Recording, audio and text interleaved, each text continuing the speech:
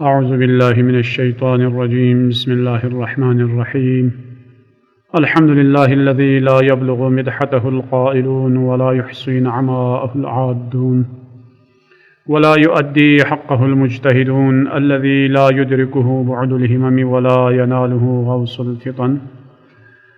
الذي ليس لصفته حد محدود ولا نعت موجود ولا أجل ممدود فطر الخلائق بقدرته ونشر الرياح برحمته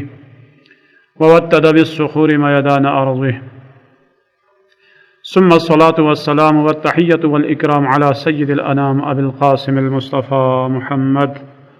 وعلى آله الطيبين الطاهرين الذين أذهب الله عنهم الرجس وطهرهم تطهيرا. اللهم صل على محمد وآل محمد. واللعنة الدائمة على أعدائهم ومنكر فضائلهم وغاصب حقوقهم من يوم عداوتهم إلى قيام يوم الدين. اما بعد، معزز سامعین محترم، السلام علیکم ورحمۃ اللہ وبرکاتہ. سلسلہ گفتگو ثواب الاعمال اور عقاب الاعمال کے موضوع پر ہے. آج بھی اگرچہ شب قدر اور لیالی قدر اور شہادت امیر المؤمنین اور شب ضربت اور شب شہادت امیر المؤمنین علیہ الصلاۃ والسلام سے مصادف ہے، لیکن انشاءاللہ شہادت امیر المؤمنین پر بعد میں گفتگو ہوگی. اب کیونکہ ایک موضوع کو جب ہم نے شروع کیا ہے تو انشاءاللہ اسی کو ہی پائے تکمیل تک پہنچانے کی کوشش کریں گے. آج مؤمن برادر اور مسلمان بھائیوں کے ایک دوسرے کے حقوق کے بارے میں اور ایک دوسرے کے احترام اور ایک دوسرے کے اوپر احسان کرنا اور ایک دوسرے کی ضرورت کے وقت کام آنا، ان کے بارے میں جو ثواب ہے اور جو ان سے روگردانی کرے ان کا عقاب کیا ہے، اس بارے میں انشاءاللہ گفتگو ہوگی. اور ماخذ اور منبع گفتگو کتاب ثواب الاعمال اور عقاب الاعمال ہے. چنانچہ کسی مومن بھائی کی یا مومن بہن بھائی کی حاجت پوری کرنے کا اور کسی تنگ دست مومن کے ضرورت کے وقت کام آنے کا اور کسی تنگ دست مومن کو اگر کوئی آپ نے قرض دیا ہے اسے مہلت دینے کا کیا ثواب ہے، اس بارے میں امام جعفر صادق علیہ الصلاۃ والسلام ارشاد فرماتے ہیں کہ اگر کوئی کسی شخص نے بھی کسی مومن بھائی کو اس کی ضرورت کے وقت اور اس کی حاجت کے وقت اگر وہ کام آئے اور اس کی ضرورت کو پوری کرے تو اللہ تعالی اس کے لیے 71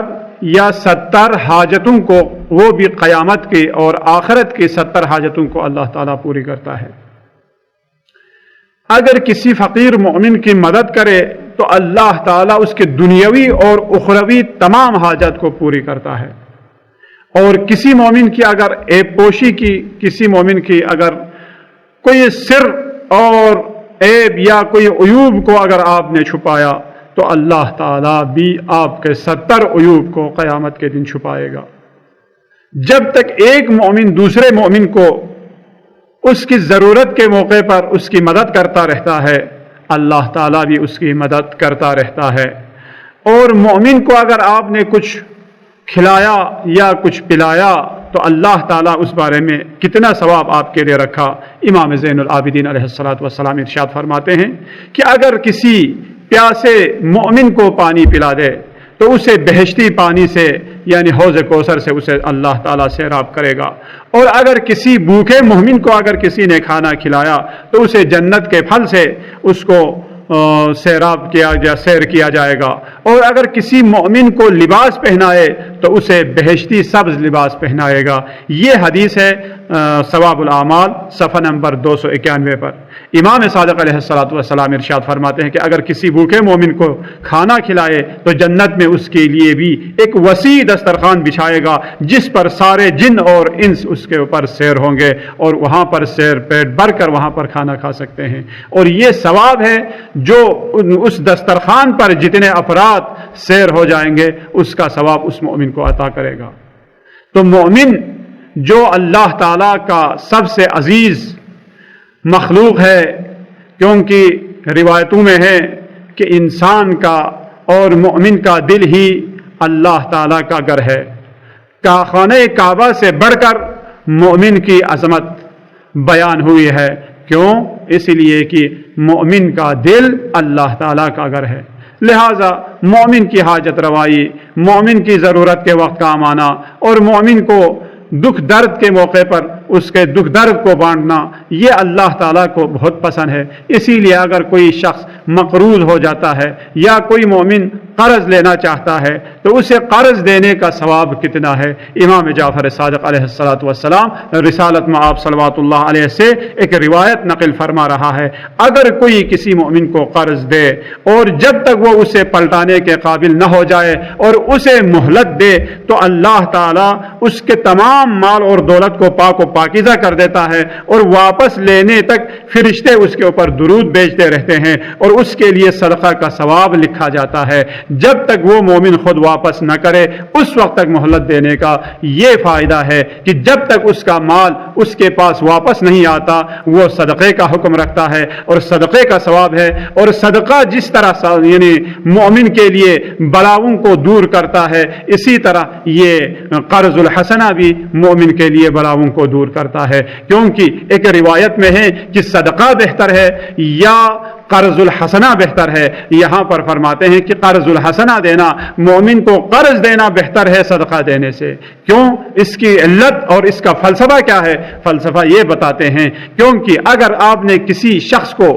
صدقہ دیا تو وہ اسے پلٹانے کا کوئی اس کی فکر نہیں ہے، نہ اس کو کوئی یہ خوف ہے کہ میرے اوپر یہ فرض ہوگا کہ میں اس کو پلٹاؤں گا، یا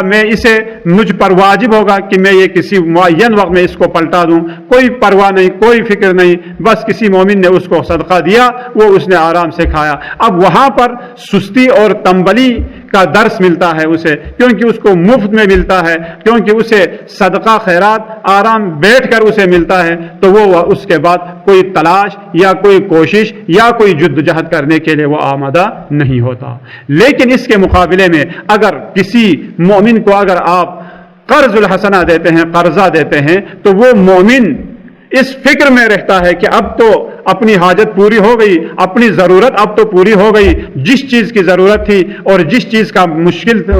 کی مشکل تھی وہ سب دور ہو گئی۔ لیکن اب یہ پلٹانے کا وقت بھی آنے والا ہے کہ جس مومن نے قرض دیا ہے اس قرض کو پلٹانا بھی ہے۔ وہ اس فکر میں رہتا ہے اور اس تگ و دو میں رہتا ہے، اس کوشش میں اور اس تلاش میں رہتا ہے کہ کسی طریقے سے مومن کو اس کا قرض واپس پلٹا دے۔ اب اس کے لیے وہ سعی کرتا ہے، کوشش کرتا ہے، تلاش کرتا ہے۔ تو فرماتے ہیں وہاں پر وہ مومن اپنے لیے ایک عزت اور اپنے لیے ایک وقار محسوس کرتا ہے۔ کسی مومن سے قرض لیا اور اس کو بسط احترام شکریہ کے ساتھ اس کو واپس پلٹا رہا ہے، اور اس کے دل میں یہ کوئی ذوق یا کوئی ناتوانی نہیں آتی، کیونکہ ضرورت ہر انسان کے ساتھ ہے۔ کیونکہ اس دنیا میں جب تک انسان زندہ ہے اس کے لیے مختلف ضروریات ہر کسی کو پیش آتی ہے، لیکن اس ضرورت کو بطور احسن اگر وہ پورا کرے اور اس مشکل سے وہ یعنی نکلے، اور اس کے بعد اس کے لیے جس نے جو کچھ دیا تھا اس کو پلٹانے کے لیے وہ ایک معزز شخص کی حیثیت سے وہ تلاش کرتا ہے اور کوشش کرتا ہے، اور یہ اس کے لیے عزت نفس بھی اس کا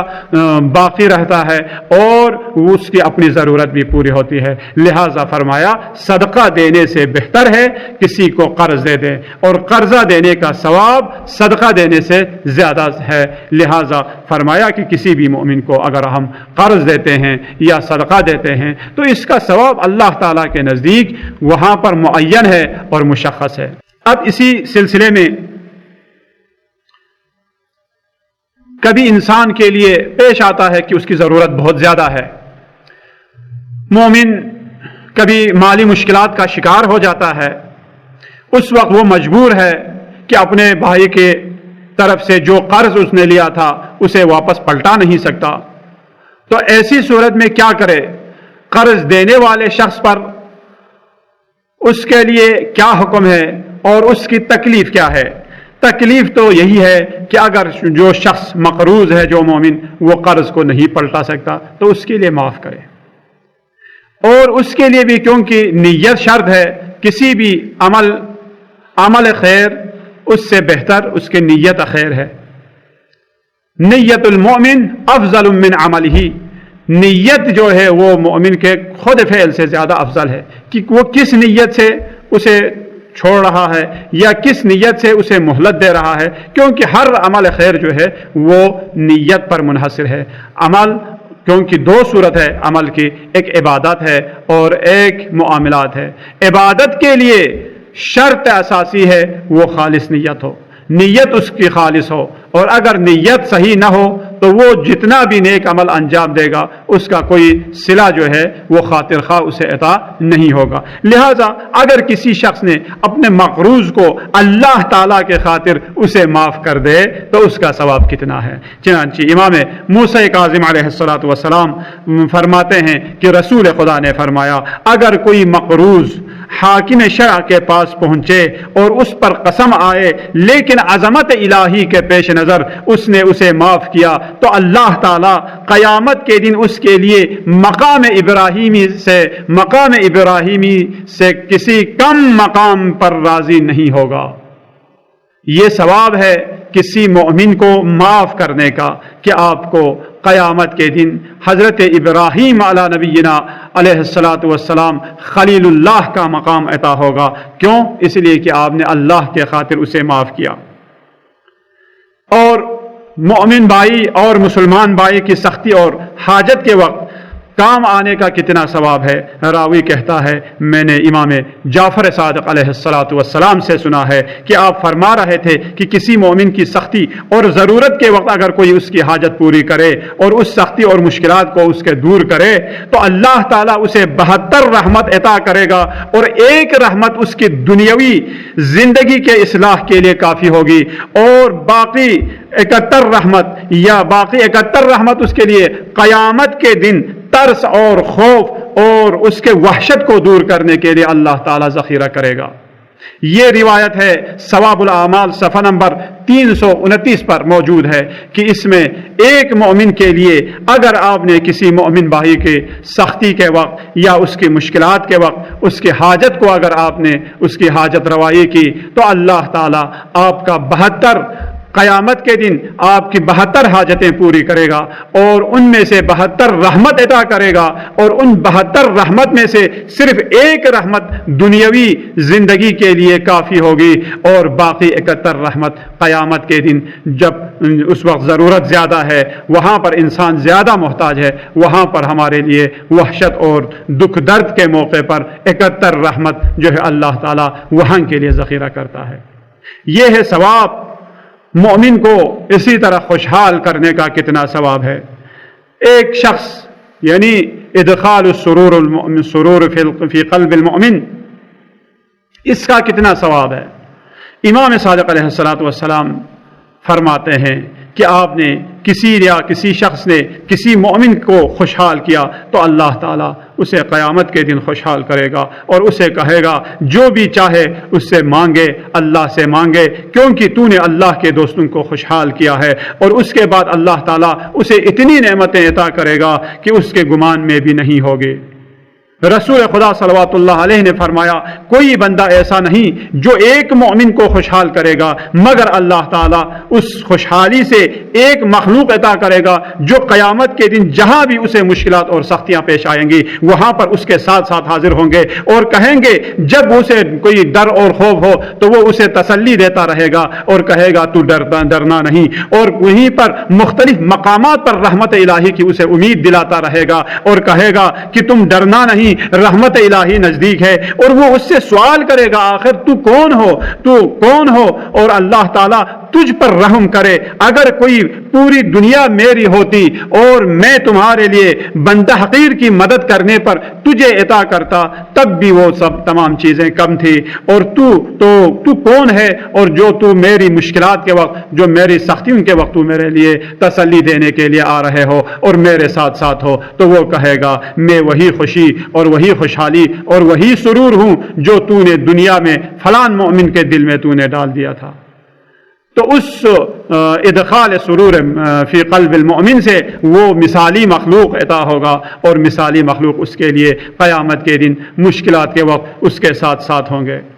اسی لیے راوی کہتا ہے کہ مرنے کے بعد یہ کام آئے گا۔ امام صادق علیہ السلام کے پاس ہم بیٹھے تھے تو آپ نے فرمایا اے ابو الفضل، کیا تم اللہ کے نزدیک مومن کا مقام اور اس کی عظمت جاننا چاہتے ہو؟ عرض کیا مولا کیوں نہیں؟ تو آپ نے فرمایا جب مومن کی جان جسم خاکی سے جدا کی جائے گی تو اللہ تعالیٰ کی بارگاہ میں دو فرشتے ان کے اعمال کی مراقبت کرتے ہوئے آسمان کی طرف پرواز کریں گے اور اللہ تعالیٰ کی بارگاہ میں التجا کریں گے، پروردگارا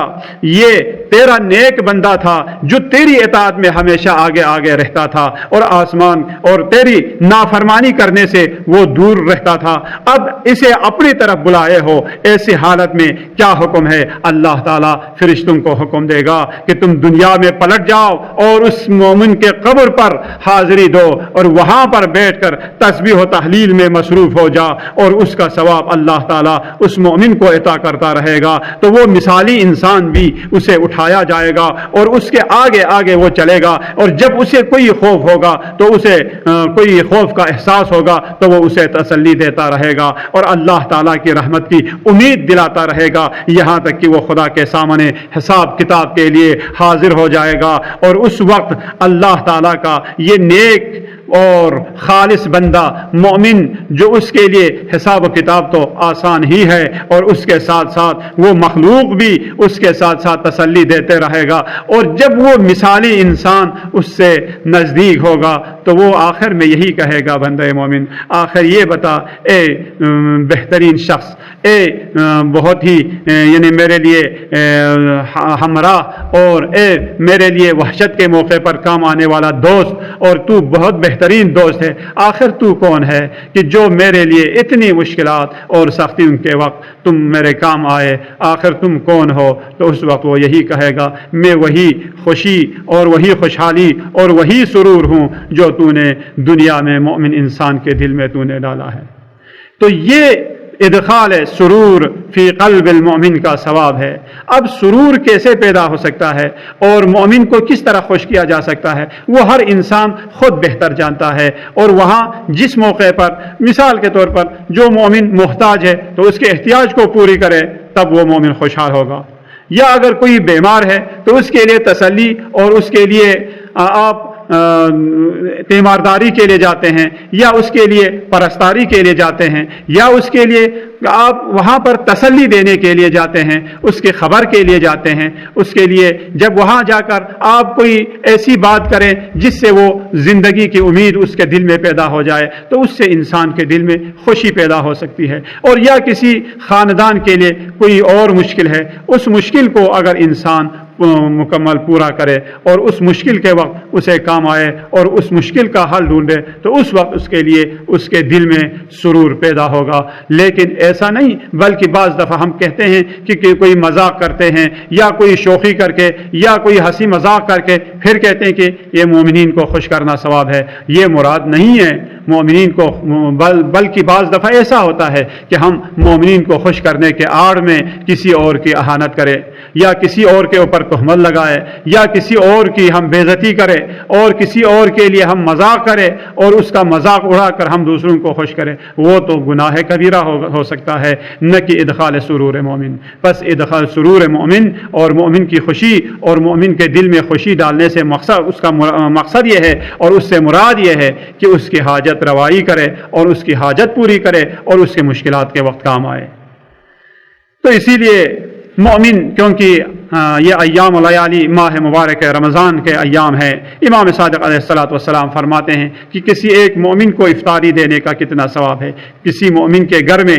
افطار کرنا 70 یا 90 برابر زیادہ ثواب اسے عطا کرے گا۔ اگر کسی نے کسی مومن کو کوئی دعوت دی یا کسی مومن کو کسی نے افطاری دی تو اس کے لیے 70 برابر اسے حسنہ اور ثواب عطا فرمائے گا۔ اور آگے فرمایا کوئی روزہ دار اپنے برادر مومن کو گھر لے جائے اور اسے یہ نہ بتائے کہ میرا روزہ ہے، تاکہ اس پر کوئی منت یا احسان نہ جتلائے اور وہ اللہ تعالیٰ کی خوشنودی کے خاطر وہ افطار کر بیٹھے خاموشی سے، تو اس کے لیے اس ایک دن کے روزے کا ثواب 1 سال کے روزے کا ثواب اللہ تعالیٰ عطا کرتا ہے۔ اسی لیے جب بھی کوئی نافلہ روزہ رکھتا ہے، مستحب روزہ رکھتا ہے، اور جب دوسرا کوئی مومن اس کے لیے دعوت دیتا ہے، افطاری کی دعوت دیتا ہے یا دن میں روزہ کھولنے کی دعوت دیتا ہے، تو اس وقت اس دعوت کو اسے قبول کرنا چاہیے، کیونکہ آپ کا مقصد یہ ہے کہ زیادہ سے زیادہ ثواب حاصل ہو، روزہ رکھ کر زیادہ ثواب حاصل ہو، اور زیادہ ثواب اللہ تعالیٰ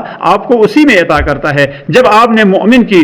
دعوت کو آپ نے قبول کی تو اس کا ثواب اس مومن کو بھی ملے گا اور آپ کو بھی ملے گا۔ تو یہ صرف اگر آپ روزہ رکھتے اس مومن کی دعوت کو قبول نہ کرتے تو آپ کے لیے صرف ایک ہی ثواب ہے، لیکن اگر آپ نے مومن کی دعوت کو بھی اگر آپ نے قبول کی تو وہ بھی آپ کے لیے برابر کے شریک ہے آپ کے ثواب میں، اور آپ کے لیے بھی دگنا جو ہے وہ ثواب اللہ تعالیٰ عطا کرتا ہے۔ تو مسلمان مومن اور ان کے لیے دعا کرنا اور ان کے لیے حاجت روائی کرنا، کیونکہ اللہ تعالیٰ نے انسان کو ایک دوسرے کے اوپر محتاج پیدا کیا ہے۔ کوئی بھی شخص کیونکہ ہم اجتماعی زندگی کرنے پر ہم مجبور ہیں، کوئی بھی شخص یہ نہیں کہہ سکتا کہ میں اکیلا زندگی کروں گا، میں کسی کے اوپر محتاج نہیں ہوں، کیونکہ یہ ہو ہی نہیں سکتا، کیونکہ انسان ایک اجتماعی مخلوق ہے، کیونکہ انسان ایک معاشرتی مخلوق ہے۔ جب تک اس کے لیے دوسرے افراد نہ ہو تب تک وہ زندگی نہیں کر سکتا، کیونکہ ہر انسان ہر کام وہ انجام نہیں دے سکتا، بلکہ اس کا ایک خاص کام ہے اور اس کے لیے ایک خاص اس کی ذمہ داری ہے، اسی کو وہ پوری کرتا ہے، لیکن باقی کام دوسرے افراد انجام دیتے ہیں، اور جب دوسرے افراد نہ ہو اکیلا انسان زندگی نہیں کر سکتا۔ لہٰذا انسان کے لیے اللہ تعالیٰ کی طرف سے ائمہ طاہرین نے آپ کو اور ہمیں یہ درس دیا ہے کہ اگر آپ اور ہم دعا کریں تب بھی اس دعا میں دوسروں کو زیادہ سے زیادہ شریک کریں، مسلمانوں کو اور مومنین کو زیادہ سے زیادہ یاد کریں۔ اس لیے رسول خدا صلوات اللہ علیہ نے فرمایا جو بھی برادر مومن کے لیے، جو بھی برادر اسلام کے لیے دعا کرتا ہے تو اللہ تعالیٰ اس کے رزق و روزی میں برکت عطا کرتا ہے اور بلا اور مصیبتوں کو اس سے ٹال دیتا ہے اور دور کرتا ہے، اور فرشتے کہیں گے جو تم نے اپنے بھائی مومن بھائی کے لیے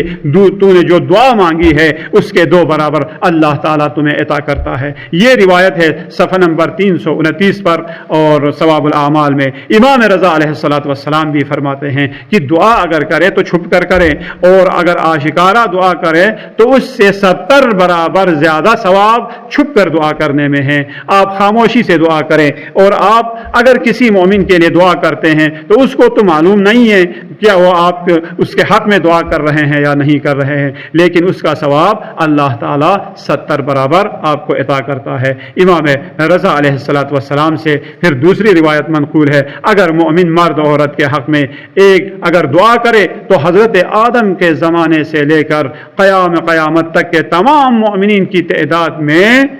اللہ تعالیٰ آپ کو حسنہ عطا کرتا ہے، کیونکہ آپ نے دعا مانگی اللہم اغفر للمؤمنین والمؤمنات والمسلمین والمسلمات۔ مومنین و مومنات میں حضرت آدم سے لے کر خاتم اور خاتم سے لے کر قیامت تک کے تمام مومنین و مومنات اور مسلمین و مسلمات شامل ہے۔ لہٰذا جو آپ نے دعا کی مومنین کے لیے، اللہ تعالیٰ ان تمام مومنین اور مسلمانوں کی تعداد میں آپ کو حسنہ عطا کرتا ہے۔ امام صادق علیہ الصلوۃ والسلام نے بھی اسی حدیث کو نقل فرماتے ہوئے مزید اضافہ کیا ہے کہ قیامت کے دن اگر یہ جہنم کی طرف لے جایا جا رہا ہوگا تو سارے مومنین اس اللہ تعالیٰ کی بارگاہ میں یہی دعا کریں گے، پروردگارا یہ وہ بندہ ہے کہ جو جب تک زندہ تھا اس وقت تک ہمارے لیے یہ دعائے خیر کرتا رہا اور اس وقت تک ہمارے لیے مغفرت کی دعا کرتے رہے، لیکن اب یہ محتاج ہے اور اب یہ اس کا نامہ اعمال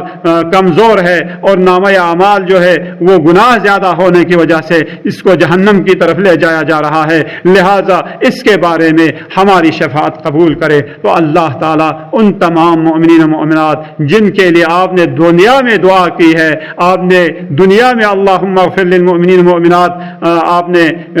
کہہ کر دعا کی تھی، تو قیامت کے دن وہ تمام مومنین آپ کے لیے اور میرے لیے وہ شفاعت کریں گے اور ان کی شفاعت اللہ تعالیٰ قبول کریں گے تو